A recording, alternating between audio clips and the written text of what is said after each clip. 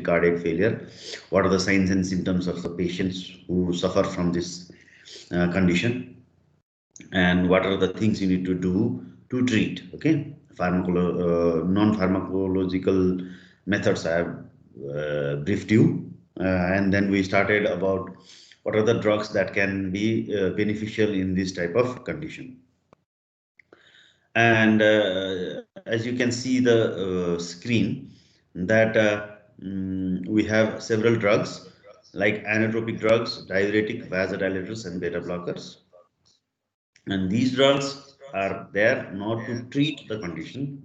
The treating the condition is to treat the cause of this heart failure, isn't it? I told you last time, yesterday, that there are some diseases. There are congestive cardiac failure is not a disease. Okay, it's a condition. It's a complication of other diseases, other conditions. So if those conditions are reversible, if those conditions are treatable, then we can treat the disease, treat the condition, and we can get rid of this congestive heart failure.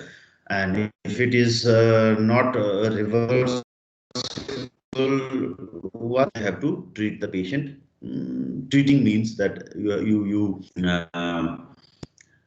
decrease the suffering of the patient, decrease the hospitalization time, decrease the symptoms and signs and symptoms, and increase the quality of life. Okay, the quality of life, being able to daily with light physical activity,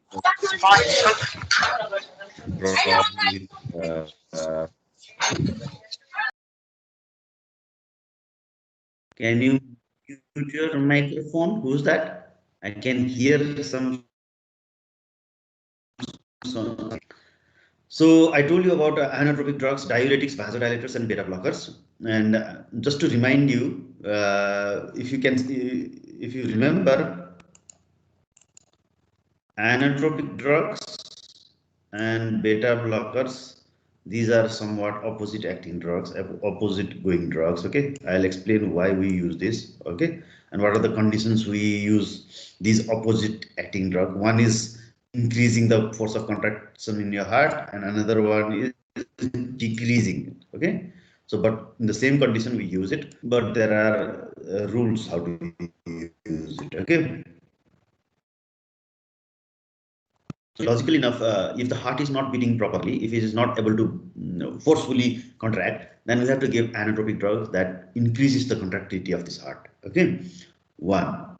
Next, you can decrease the peripheral resistance using vasodilators so that the heart can beat more. Even if it beats more slowly or not very strong beating is there, then also your hemodynamic conditions, hemodynamic features will not get compromised. Okay, your feeling, your pressure doesn't go down, and your hemodynamic is now stable. Okay, why? Because the blood vessels, they are dilated, and the diseased heart is also able to pump the blood through it. Okay, and what about diuretics? Diuretics again will decrease the circulating volume of the blood, and that will also make the heart easy. The larger the amount of blood, the volume of blood, it will be more difficult for the heart to pump that blood. Okay, and beta blockers, I just told you yesterday that in non-acute patients where the patient is not having much of these symptoms, then you can use beta blocker to provide a rest for the heart. Okay,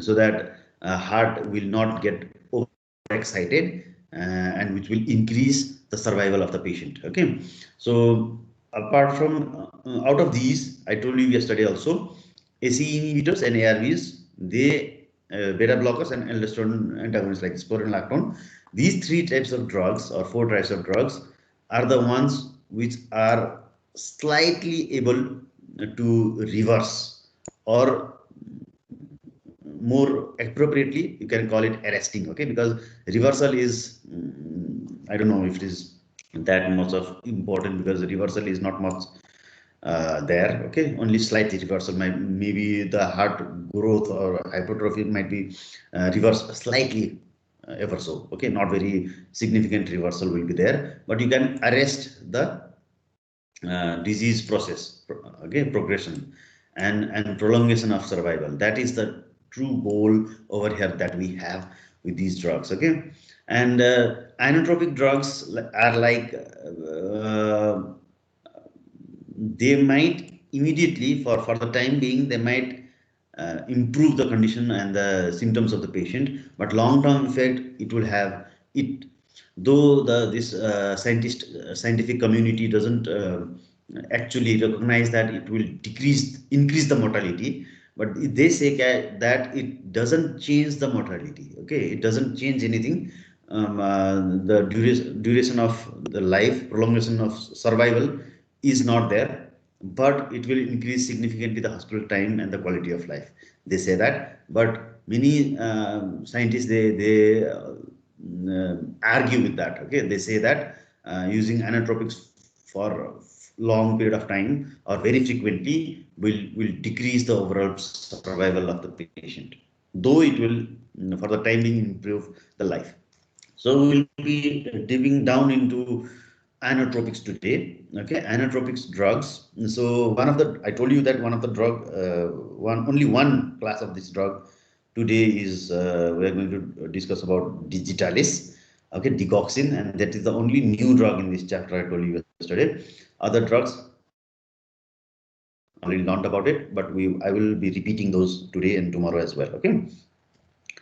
So before going to these inotropics, which increase the heart contractility, we have to understand what are the events that precede this contraction of the heart. Okay, so this diagram you can see is cardiac cell. Okay, cardiac cell, and our physiology, what if it needs to increase the contractility of the cardiac muscle, then the way our physiology does is by activating the beta 1 receptor in the heart. Okay, beta 1 receptor in the heart muscles. So once you do it, beta blocker, beta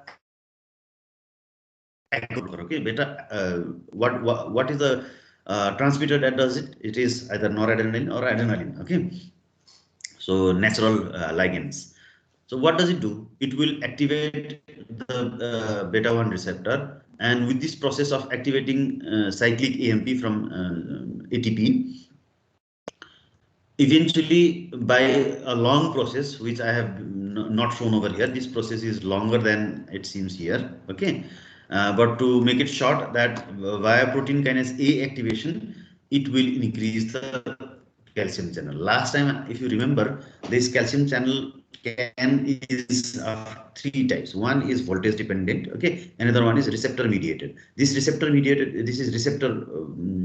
ones can open even if the cell is not depolarized. Okay, when it is the potential difference is not even not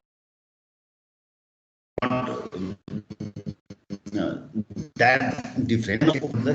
So after this, I showed you like in the previous class what after opening this calcium channel what happens. So I have a schematic diagram over here also. You can see what happens to the calcium. So once the calcium channel opens, it will act as a trigger calcium for sarcoplasmic reticulum. If you remember last time we talked about it when I talked about calcium channel blockers. Okay, so once it goes and liberates more calcium from this sarcoplasmic reticulum, and the concentration of the calcium inside this cell over here will directly increase the contractility force of this actin myosin system. Okay, troponin, tropomyosin, actin myosin system. That means it will more frequently and more forcefully force it to contract because of presence of calcium inside the cell. So one thing you remember, that increasing the calcium concentration inside this cardiac cell is directly proportional to the force of contraction of that particular muscle. Okay, so the story doesn't end over here. Okay, so to understand how digoxin works, we have to slightly follow up what happens after activation of this myosin and tropomyosin. To understand this electrolyte balance, let's focus with this calcium. Okay. Okay, we'll focus with this calcium over here. So once it is open, it is forced to get in the calcium, and then for the next contraction of this muscle, you need to uh, take the calcium out and then take it back again, isn't it? So to reactivate this whole process, this trigger calcium needs to go out and then wait for the next cycle. When this receptor is activated, again it is open and the calcium should come in. Otherwise, if the calcium doesn't go out, then you cannot keep on increasing calcium inside. Once it will fill out and then it will burst, isn't it? So what we have is, after the completion of this actin myosin interaction, then the calcium goes out of the cell. Okay. So for that, there is a mechanism. There are basically two mechanisms. I'll start with the first one. There is another antipode. Okay, antipode being if a port will have two different transport mechanism with one port.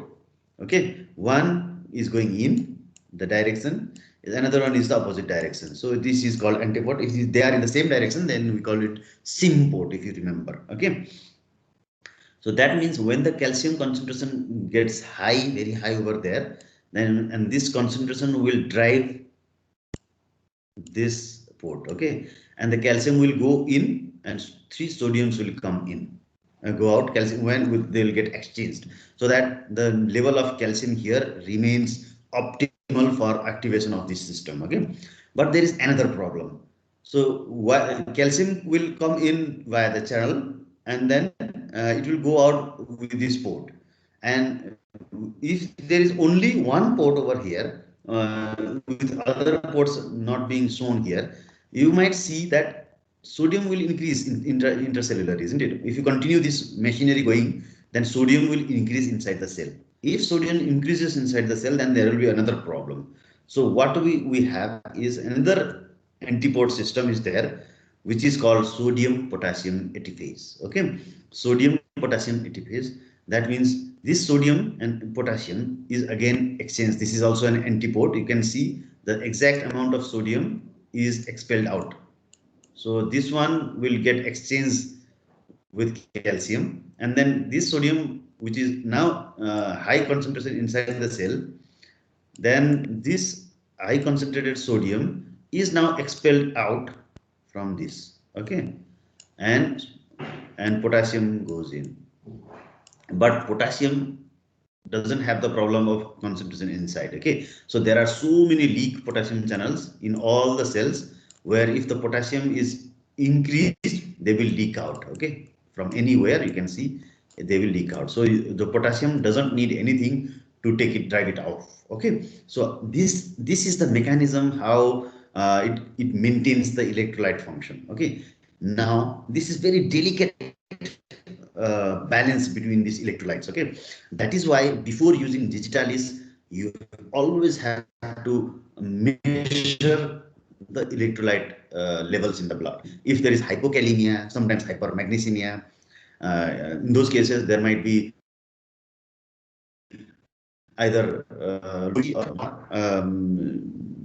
function of the drug, or it might be toxicity. Okay, and I'll tell you right now, which is very important thing, I'm going to repeat that, is this digitalis digital drug digoxin is highly toxic drug. Okay guys, and it has very narrow therapeutic index. I'll tell you about it, and I'll tell you what this therapeutic index is all about. Okay,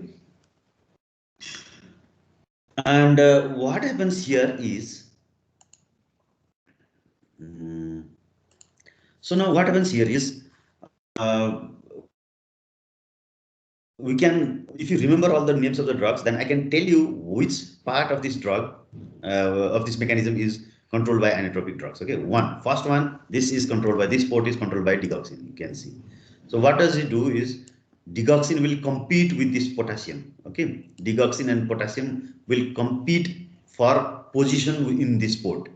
That means digoxin will come and sit down in the place of potassium in this sodium potassium ATPase, and which will make it non-functional.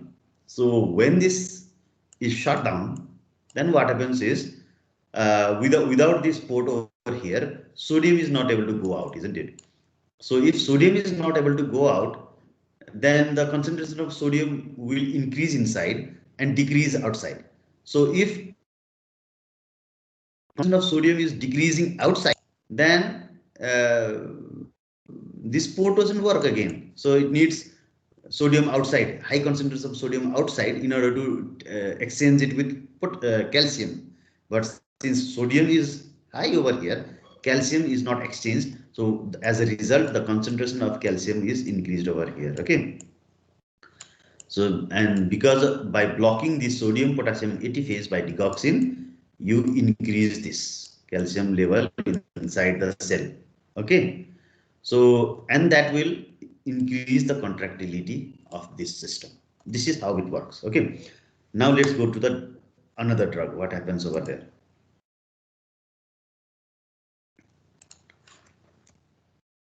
This dopamine. So we talked about that beta 1 receptor agonist will activate this dopamine, beta 1 receptor, and the physiological method of activation of this system is there.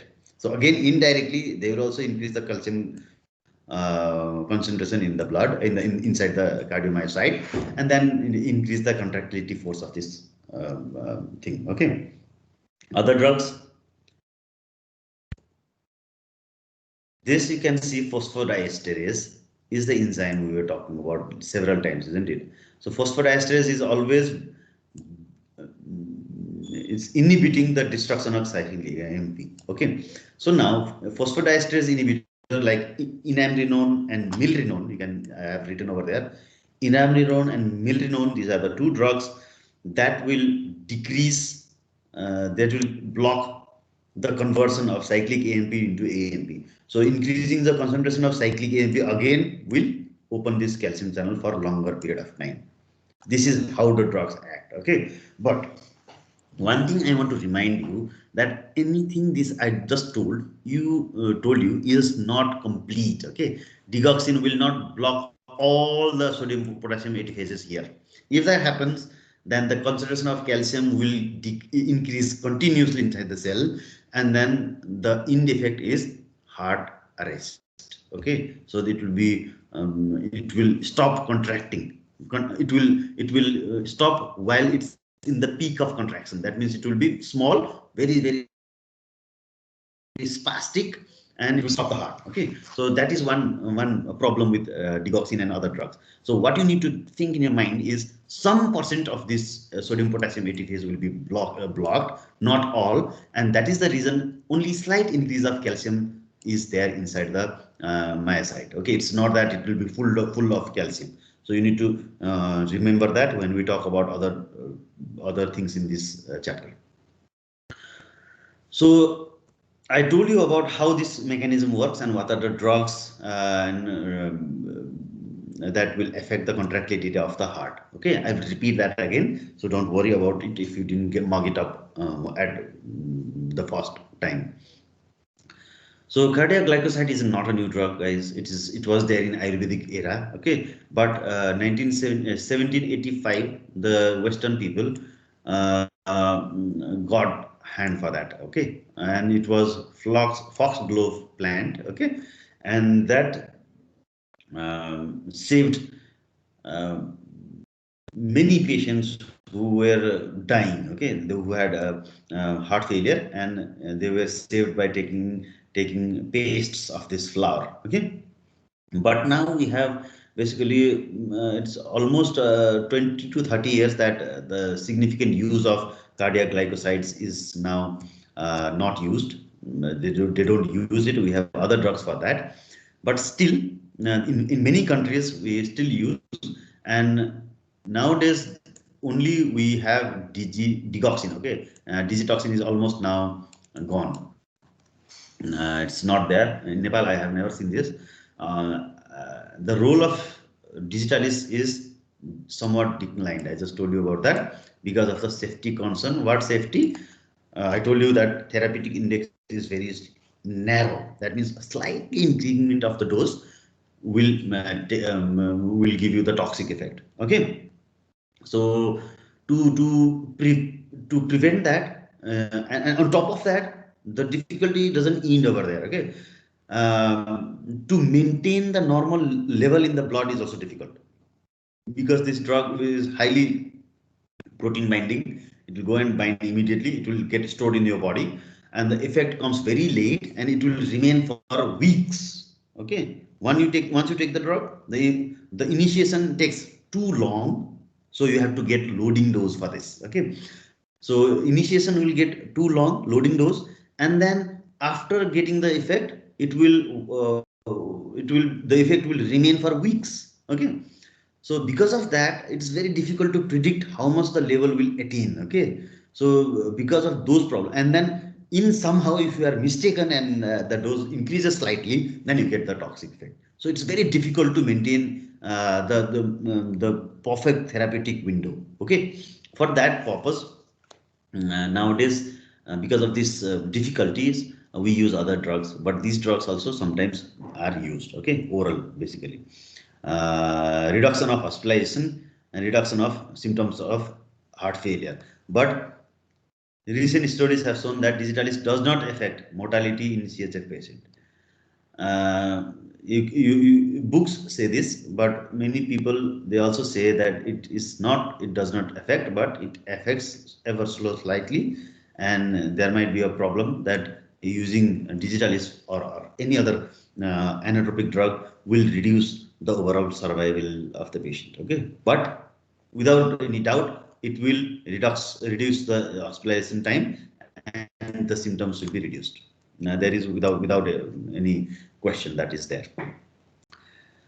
So this chart I'll be showing repeatedly. This chart shows how and when you use these drugs. Okay, you can see this vertical sliding scale over here. And this shows what is the symptom of this patient, in which class the patient falls. Okay, asymptomatic left ventricular dysfunction, mild heart failure, class 1, class 2, class 3, class 4. Okay, these are the, and emergent means the patient is super in the ICU, super decompensated patient. Okay, so in those cases, what you use AC inhibitor almost in all the patients. Okay, it covers everything in emergent, in refractory, in severe heart failure, in class 2, class 1, everywhere. Beta blocker, you can see you don't use it in this dotted ones is used with causes. The solid line is you can use it. So beta blocker is only in milder cases. You can see first, second, and in third. And when it goes to fourth, it's we use with causes, and in emergent, it's not used. Beta blockers. You can see IV inotropes has almost the same pattern but negative. Okay, you can see it's only used in emergent and refractory. You can see, and it is not used over here. So these two, why I'm showing you these two is one is beta blocker and one is beta agonist. You can see, okay, and IV inotrope is beta agonistic drugs, and this is beta blocker. So this is how you use. I'll elaborate in with this in this class. I'll elaborate how to use this. Diuretic, you can see it's almost used everywhere except in the initial time. Okay, digoxin, yeah, this is the one I wanted to show you, that it is only used in severe type of cases. You can see. Okay, and why I'm separating this inotrope and digoxin is that this is IV inotrope. That means you use IV digoxin, IV dobutamine or dopamine. Okay, only oral inotropic drug is digoxin. Okay, so you use it digoxin like this. Spironolactone, aldosterone antagonist, diuretic, is used in severe cases, and IV vasodilators like nitroprusside are used together with IV inotropes to save the patient's life at the end in the super severe type of cases. Okay, this is how you use this type of drugs.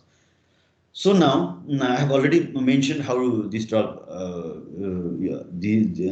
mentioned how digoxin works. So I'm not going to repeat that. Just to remember, but in short, what you're going to write is digoxin blocks sodium potassium ATPase, which will increase the sodium concentration inside the cell, which will eventually uh, increase the calcium levels inside the cell as well. Okay, this is how you mention it. So I'm going to write it down for your notes. Okay. So direct effect of digoxin is competing with potassium. You can see. So competes with, that means if the level of potassium is very high, then the effect of digoxin will decrease. Why? Because it is uh, uh, it's not like equilibrium type of competition. Okay, so if there is a use for that as well. If you have digital toxicity, if you have toxicity of digoxin, then that can be reversed by injecting potassium into the blood.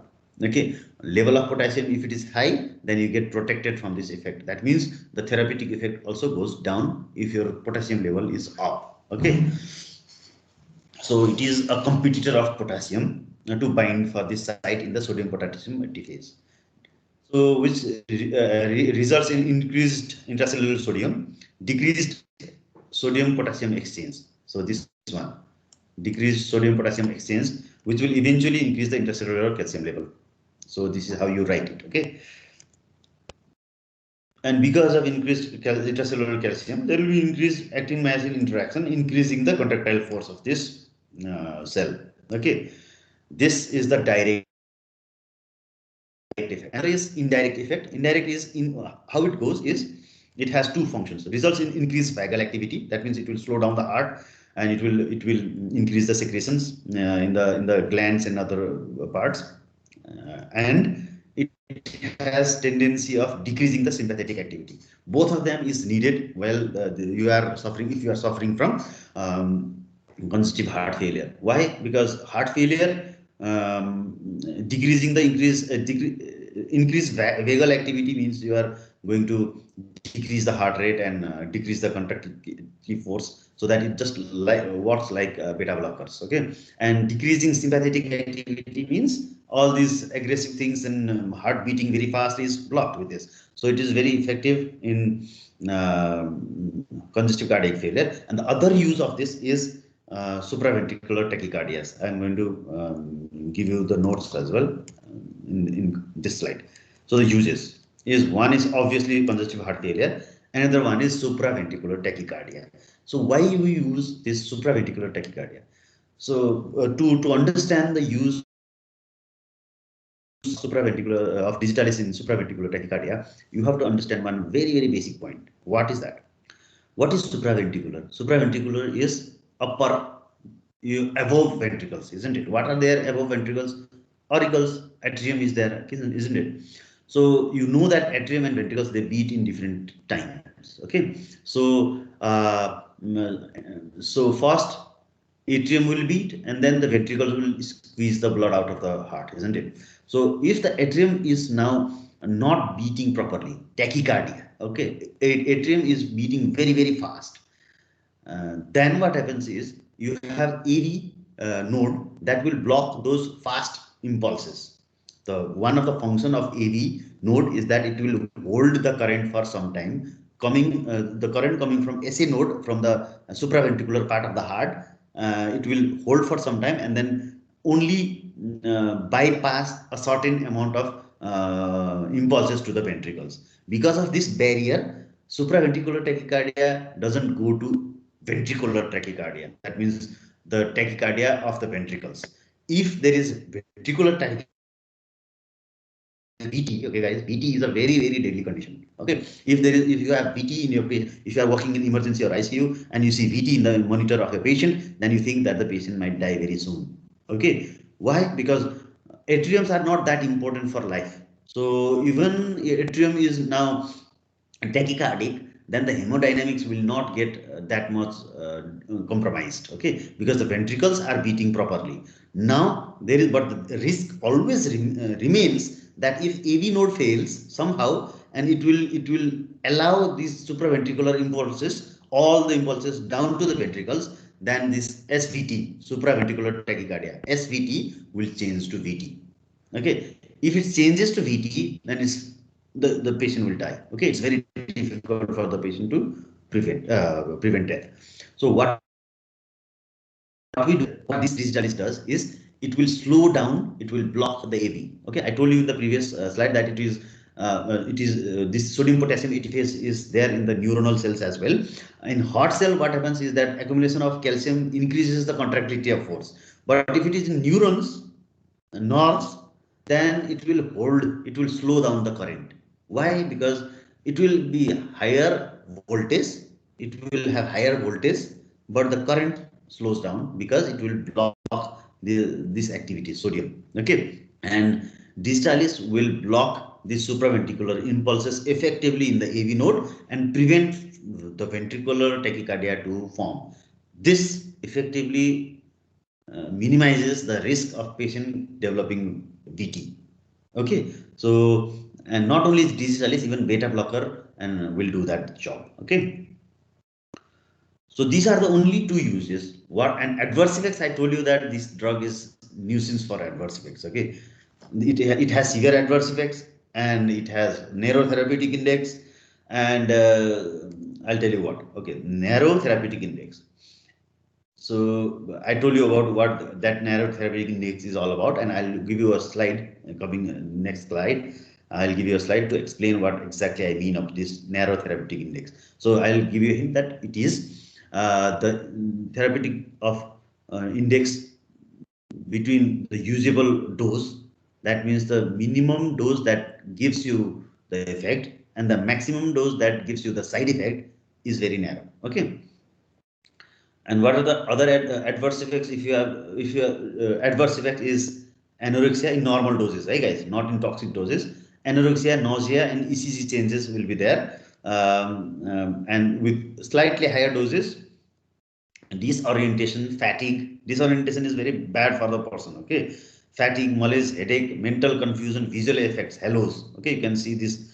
The person with digital toxicity starts seeing halos in around the bright areas, and it can in the high doses it can cause extrasystoles, that is beating not from the synovial node, which may be hemodynamically compromised, ventricular tachycardia. Okay, in high doses. Okay, in low doses it will prevent the tachycardia to drop down into as ventricular tachycardia, but if the dose is high, it itself is capable of generating ventricular tachycardia. Okay, because it messes up with this potassium and calcium, which are very essential for heart beating, isn't it? So, and fibrillation might be there, the beating is very fast without uh, blood being squeezed out. Okay, this fibrillation. Heart block, again I told you that this blocks nodes, AV node is it's blocking the impulses from the upper heart to the lower heart. So if the toxicity is too high, then it will even block the normal beats, not the ventricular beats, supraventricular tachycardic beats, but it will start blocking the normal beats so that the heart may fail. Okay, it will create bradycardia. The adverse effect of this digitalis will always be bradycardia, and that bradycardia thing is used to treat supraventricular tachycardia. Okay, the two uses of digitalis. I hope you remember these.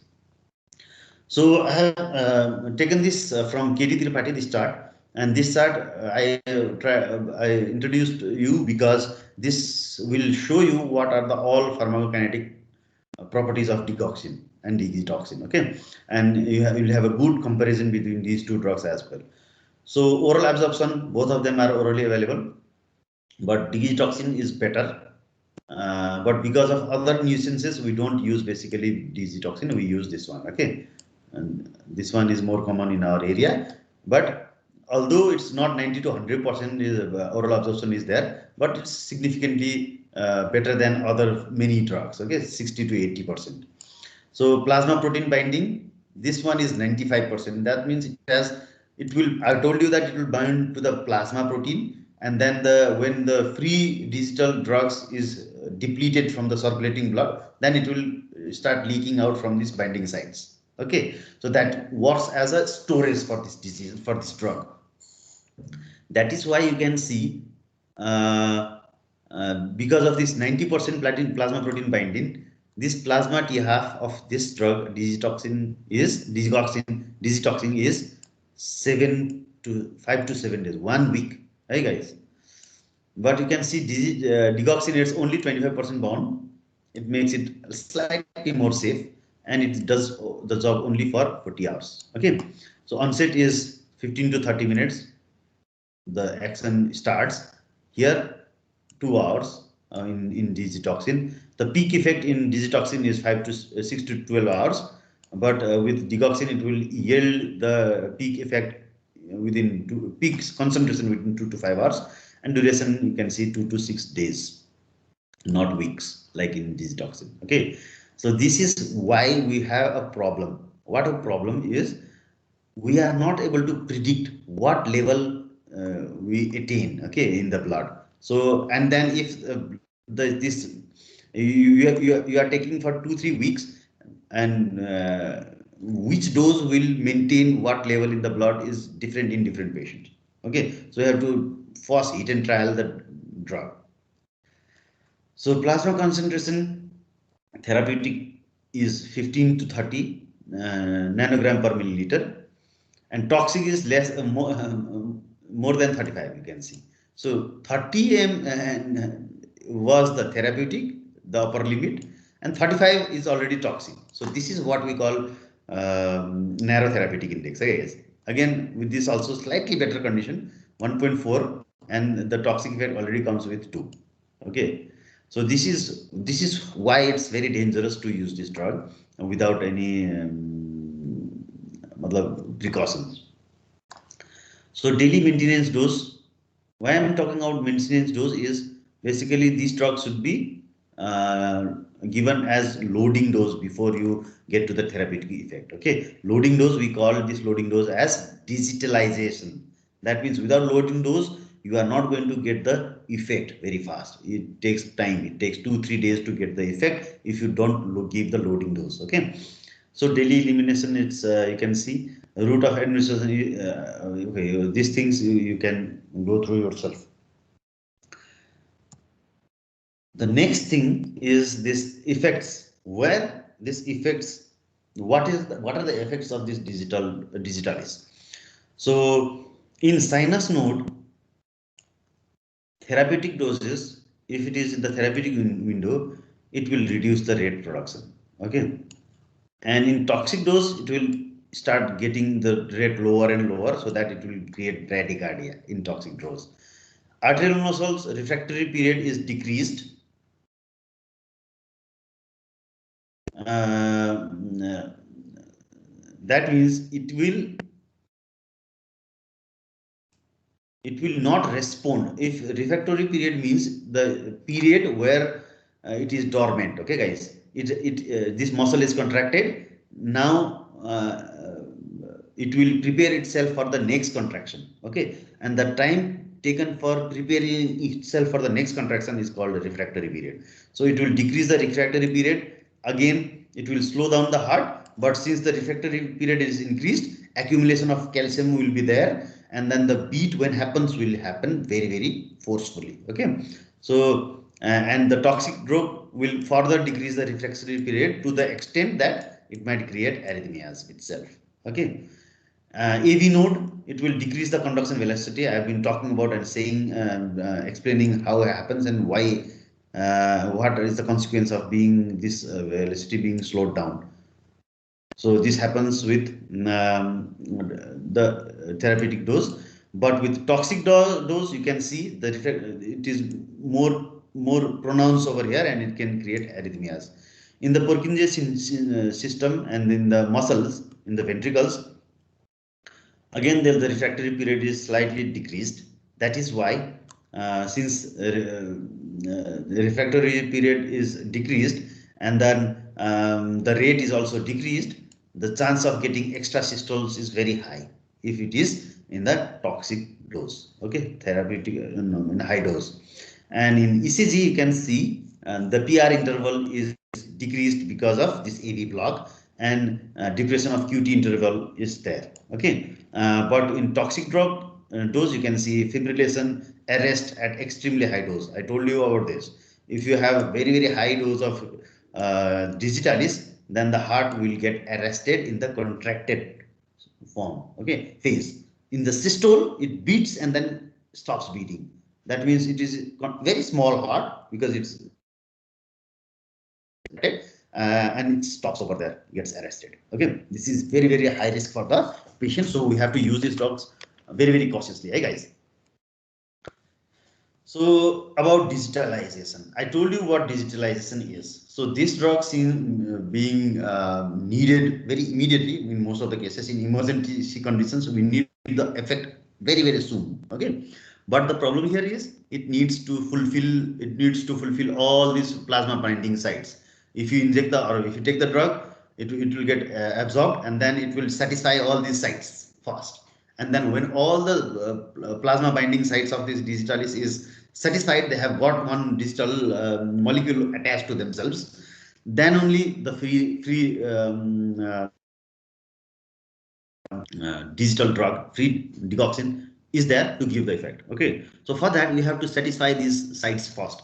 So what we do is we give loading dose, high doses in the beginning, so that it will satisfy all these, it will engage all these sites. Okay, for that we have three digitalization techniques. Okay, one is slow digitalization, where we don't do anything, we just give the dose 0.125. This is digoxin. Okay guys, dose of digoxin is if you remember in the previous slides, you can see 0.125 to 0.25 mg. This is the dose of digoxin in the human body. So we have this.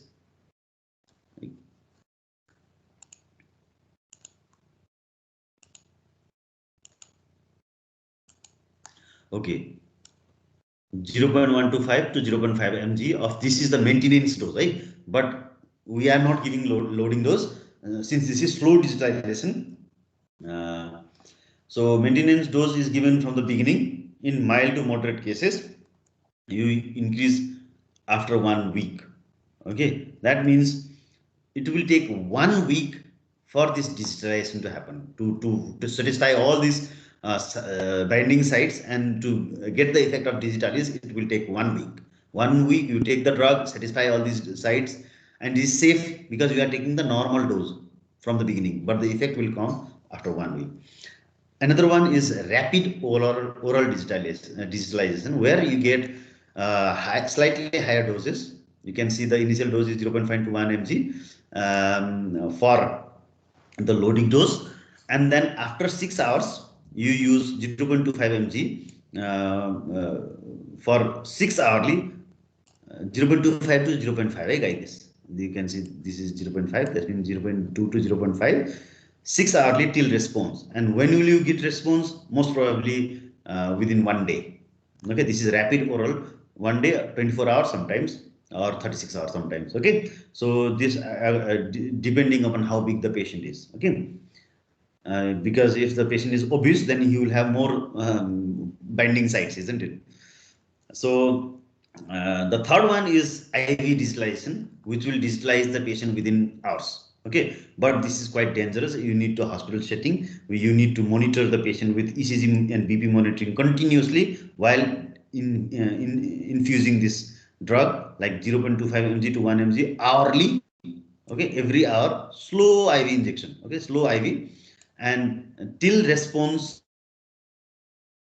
monitor the patient, and when the response is there, then you continue the maintenance dose. These three types of digitalization, very, very important, guys. Every external, every teacher wants to ask why you do this digitalization, and then what are the methods of digitalization. Okay, this is a very common question. So the treatments we talked about. So what to do if there is you have seen any of the treatment adverse effects I talked about. First thing you need to do is stoppage of digitalis. So if you see some deadly adverse effects, then you should stop this drug. Okay, and if there is arrhythmias where it's not very severe, then what you can do is you can infuse potassium chloride. Okay, so why potassium? I just told you that digoxin competes with potassium to get the site in the sodium potassium ATPase, where it is the site of action for digoxin, isn't it? So if the potassium, I told you that it is a competitive this potassium and digoxin, they are competing with each other to get the seat over there. So potassium will be able to replace this digitalis from this side, so that the effect will go down. Okay. If it is ventricular arrhythmia, so very interestingly, I just again will like to remind you that if it is supraventricular tachycardia, then normal dose of digoxin will prevent ventricular tachycardia or arrhythmia. But if it is in toxic dose, then it can even itself start the same situation. Okay, you don't know what happens. So either it will treat or it will create itself. You don't know that. So if that happens, then the anti-arrhythmic drugs like lidocaine and phenytoin should be. Phenytoin is anti-seizure drug, but it also works because it is a sodium. It acts in sodium channels, and sodium is essential for this heart beating and others. So it will also work. Okay, if it is supraventricular arrhythmia, then you can give propranolol, beta blocker.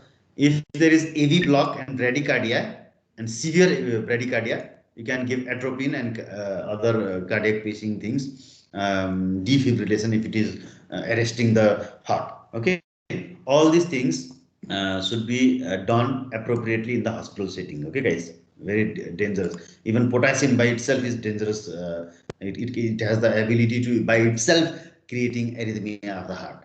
Okay, and in severe cases, there is available digoxin antibody is available. So if digoxin toxicity is too much and nothing is helping, this very expensive digoxin antibody is available, which will bind to the digoxin. It will make antibodies against digoxin, and then it will repel it out of our body. So I think I just tried to show you this slide just to highlight that hypokalemia sensitizes to more toxic effects. So if there is, if before starting your digitalis treatment, if you measure potassium levels and the potassium level is too low, then the effect of digoxin will get high. Okay, and even sometimes toxic. If hyperkalemia is there, then the effect will get low. The low effect will be there. So you have to uh, either decrease the potassium levels or increase the dose. Okay. So drug interactions. Drug interactions with digitalis is also not very soothing thing. Okay, because it has tendency to interact with many drugs like quinidine. We will be talking about quinidine. It's an antiarrhythmic drug in the next coming classes. Verapamil, non-dihydropyridine, you can see methyl dopa, and indomethacin. All these drugs will increase serum digoxin levels. Okay, if you use these drugs together with digoxin, it will increase the toxicity of digoxin. Drugs will decrease the digoxin levels is enzyme. By induction of microsomal enzyme, rifampicin is able to decrease the digoxin level. So if you are giving rifampicin to a patient or tubercular patient, then somehow you need to increase the digoxin level dose. Antacids and neomycin will bind in the stomach. That is why it will decrease the bioavailability of the digital drug.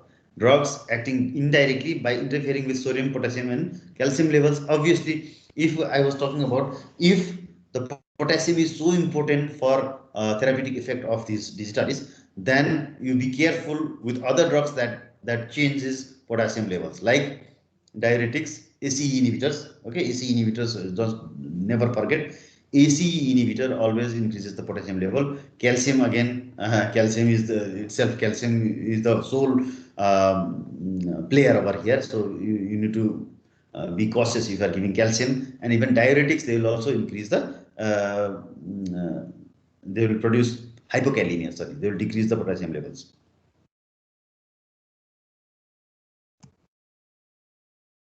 So you remember this cart and donkey, guys? I wanted to analogize. I want to make analogous comparison between this donkey and the heart. Okay, so this is one of the ways when the donkey is not able to pull the cart, like heart failure, this is one of the way that you show a grass or a carrot in front of the donkey, and for the time being, for a short period of time, because he wants to take this hold of this carrot, it will start running after the carrot. But do you think this is a long period? You are solving this for a long period? I'm asking you guys. Can you answer me? No, sir. Yeah, no, because the donkey will run for few minutes, and then it will get even more tired, isn't it? So this is what inotropics also does. This is a very good analogy. So I wanted to show you this analogy over here. Okay. This is all I wanted to give you in digitalis, not all inotropic drugs. Okay, inotropics we will talk about other inotropics like dopamine and dovitamin tomorrow. Okay, but those drugs I'll be talking about very briefly because I've already talked about those in several topics before as well. But today's class, I hope you were able to mock up everything concerning this digoxin, because now digoxin is not going to get repeated in this pharmacy class again. So if you have any question, you can ask.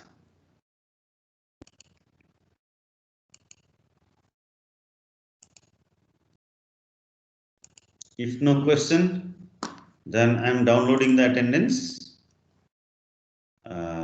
Let me download it. Okay. So if no questions, then I'm going to end the class. And for your information, I will be posting the syllabus for the FNT, coming FNT, by today evening. Thank you very much. You may leave the class. Thank you, sir. Bye bye. Thank you, sir.